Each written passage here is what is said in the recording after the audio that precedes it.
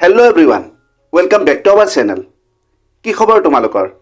আশা কৰিছোঁ তোমালোক সকলোৱে ভালে কুশলে আছা। আজি আমি ক্লাছ 7 ইংলিছৰ ছেকেণ্ড লেচনটো আলোচনা কৰিম। লেচনটোৰ নাম এ মেমৰেবল ছেমিষ্টাৰ ব্ৰেক। এ মেমৰেবল ছেমিষ্টাৰ ব্ৰেক মানে এটা স্মৰণীয় ষান্মাসিক বিৰতি বা বন্ধ।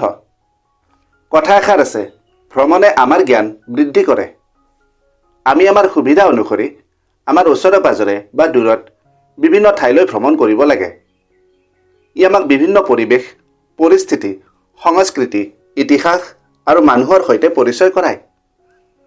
আমাৰ অভিজ্ঞতা আৰু জ্ঞান বহুগুণে বৃদ্ধি কৰে। এই লেচনটো তেনে এটা ভ্ৰমণ কাহিনী। ভ্ৰমণৰ পিছত দিয়া নামৰ ছোৱালী এজনীৰ মনত কেনেকৈ অসমৰ প্ৰতি এক গভীৰ আৱেগিক সম্পৰ্ক গঢ়ি উঠিছিল আৰু তেওঁ কি শিকিবলৈ পালে, কি অভিজ্ঞতা আহৰণ কৰিলে, এই কাহিনীটোৰ পৰা আমি জানিবলৈ পাম। গল্পটো খুব সুন্দৰ আৰু তোমালোকৰ পঢ়ি ভাল লাগিব। আজি আমি এই গল্পটো শাৰী অনুসাৰে অসমীয়ালৈ অনুবাদ কৰি বুজি ল'ম। গল্পটো ভালদৰে বুজি ল'লে প্ৰশ্নৰ উত্তৰসমূহ লিখিবলৈ তোমালোকৰ সুবিধা হ'ব। গল্পটো ভালদৰে বুজি ল'বলৈ তোমালোকে এই ভিডিঅ'টো সম্পূৰ্ণ কৰি শেষলৈকে চাবা। ভিডিঅ'টো যদি তথ্য সমৃদ্ধ হয় আৰু ইয়াৰ দ্বাৰা উপকৃত হ'লে লাইক আৰু শ্বেয়াৰ কৰিবা। চেনেলটো যদি ছাবস্ক্ৰাইব কৰা নাই, দৰকাৰী আৰু তথ্য সমৃদ্ধ ভিডিঅ'ৰ নটিফিকেশ্যন পাবলৈ চেনেলটো ছাবস্ক্ৰাইব কৰি লোৱা। ব'লা এতিয়া আমি এই গল্পটো আলোচনা কৰোঁ। গল্পটোৰ মূল চৰিত্ৰ শ্ৰুতি আৰু দিয়া। দুয়োগৰাকী ভাৰতীয় প্ৰযুক্তিবিদ্যা প্ৰতিষ্ঠান দিল্লীৰ ছাত্ৰী। শ্ৰুতি আৰু দিয়া প্ৰথম লগ পোৱাৰ পৰাই ইজনী সিজনীৰ বান্ধৱী। শ্ৰুতিৰ ঘৰ গুৱাহাটীত আৰু দিয়াৰ ঘৰ কেৰেলাত। কেৰেলা হ'ল দক্ষিণ ভাৰতৰ এখন ৰাজ্য। দিয়া আগতে কেতিয়াও উত্তৰ পূবলৈ অহা নাছিল। তাই সদায় উত্তৰ পূবৰ সেউজীয়া প্ৰকৃতি আৰু ঐতিহাসিক স্থানসমূহ ভ্ৰমণ কৰিব বিচাৰিছিল। ষান্মাসিকৰ বন্ধৰ আগতে দিয়াই শ্ৰুতিক কৈছিল, মই তোমাৰ লগত অসমখন চাব বিচাৰোঁ। ছেমিষ্টাৰ মানে কি জানানে? তোমালোকে কিতাপত চোৱা ছেমিষ্টাৰ বুলি যে আছে, ছেমিষ্টাৰ মানে এটা শৈক্ষিক বছৰক 6 মাহ কৰি 2টা ভাগত ভাগ কৰা হয়। এতিয়া কাহিনীটোলৈ আহোঁ। ষান্মাসিকৰ বন্ধৰ আগতে দিয়াই শ্ৰুতিক কৈছিল, মই তোমাৰ লগত অসমখন এবাৰ চাব বিচাৰোঁ। সেইদিনা সন্ধিয়া শ্ৰুতিয়ে মাকলৈ ফোন কৰিছিল, মা, দিয়াৰ কথা তোমাৰ মনত আছেনে? তাই ষান্মাসিকৰ বন্ধত অসমলৈ আহিব বিচাৰিছে। তাই আমাৰ ৰাজ্যখন অন্বেষণ কৰিব বিচাৰে, মানে চাব বিচাৰে। তেতিয়া শ্ৰুতিৰ মাকে ক'লে, তাইক স্বাগতম জনাইছোঁ, আমি তাইক ঘৰৰ দৰে অনুভৱ কৰাম। দূৰত জিলিকি থকা ব্ৰহ্মপুত্ৰক এৰি তেওঁলোকৰ বিমানখন গুৱাহাটীত অৱতৰণ কৰিলে, মানে তেওঁলোকে গুৱাহাটী বিমানবন্দৰত উপস্থিত হ'ল। মে' মাহৰ সেই দুপৰীয়াটো গৰম আছিল, আকাশখনো অলপ ডাৱৰীয়া আছিল। শ্ৰুতিৰ পিতৃ মাতৃয়ে বিমানবন্দৰত তেওঁলোকক সাৱটি ধৰিলে আৰু ফুলৰ থোপাৰে আদৰণি জনাইছিল। দুপৰীয়াৰ আহাৰ গ্ৰহণ কৰি উঠি আৰু অলপ জিৰণিৰ পিছত তেওঁলোকে বিখ্যাত কামাখ্যা মন্দিৰ দৰ্শন কৰিছিল। পবিত্ৰ পাহাৰৰ চূড়াৰ শান্ত পৰিৱেশে দিয়াক আপ্লুত কৰিছিল। তাৰপিছত সন্ধিয়া তেওঁলোকে ব্ৰহ্মপুত্ৰৰ বুকুত জাহাজত উঠি নদী ভ্ৰমণ কৰিছিল আৰু সূৰ্যাস্ত উপভোগ কৰিছিল। সোণালী আকাশ, মৃদু বতাহ আৰু জীৱন্ত লোকগীতে গুৱাহাটীৰ এক নিখুঁত পৰিচয় দাঙি ধৰিছিল। দিয়াই শ্ৰুতিৰ কাণত ফুচফুচাই কৈছিল, এইখন এখন প্ৰকৃত চহৰ যেন লগা নাই, ইয়াক এটা সপোনৰ দৰে লাগিছে।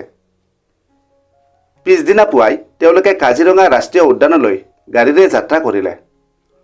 চহৰৰ পৰা গ্ৰামাঞ্চল আৰু তাৰপিছত সেউজীয়া বন্য অৰণ্যলৈ সলনি হোৱা প্ৰাকৃতিক দৃশ্যবোৰ চোৱাটো এক ৰোমাঞ্চকৰ অভিজ্ঞতা আছিল।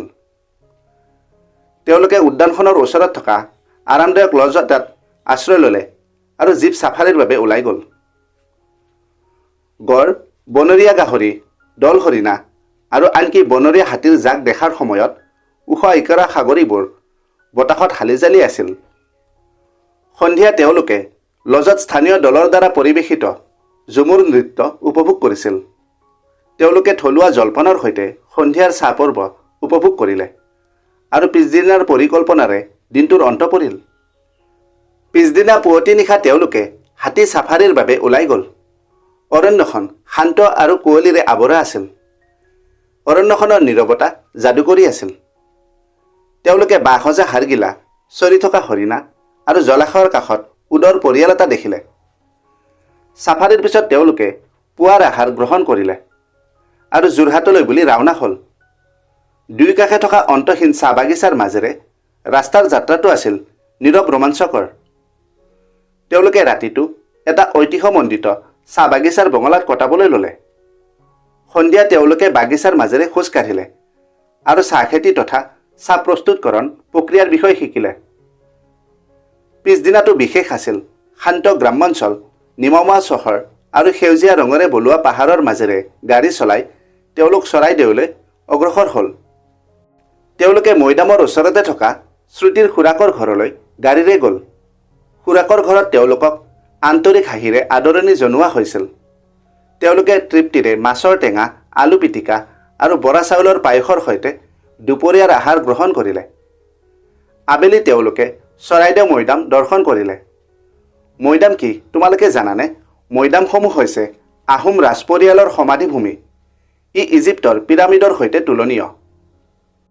শ্ৰুতিৰ খুৰাকৰ পুৰণি বন্ধু এগৰাকী স্থানীয় গাইড। তেখেতে আহোম সাম্ৰাজ্যৰ প্ৰতিষ্ঠাপক চুকাফাৰ সাধু বৰ্ণনা কৰিছিল। প্ৰাচীন মৈদামৰ কাষত থিয় হৈ দিয়াই লাহেকৈ ক'লে, এই ভূমিত ইমানবোৰ স্মৃতি জড়িত হৈ আছে। তেওঁলোকে শ্ৰুতিৰ খুৰাকৰ ঘৰত থাকিল আৰু স্থানীয় সুস্বাদু খাদ্যৰে পুৱাৰ জলপান খৰধৰকৈ খাই গুৱাহাটীলৈ উভতি যোৱাৰ যাত্ৰা আৰম্ভ কৰিলে। অসমখন এতিয়া দিয়াৰ বাবে বেলেগ যেন লাগে।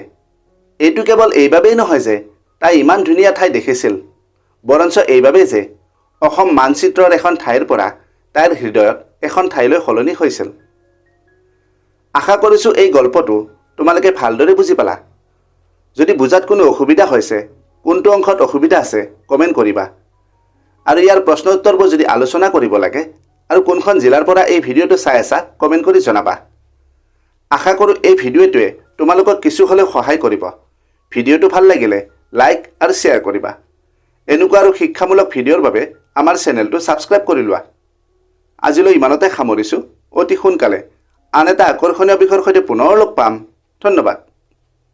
कामयाबी का शॉर्टकट, मेहनत और डेडिकेशन, ये चैनल बनाए तेरा परफेक्ट फाउंडेशन। सब्सक्राइब करो, join this ride, let's grow together side by side।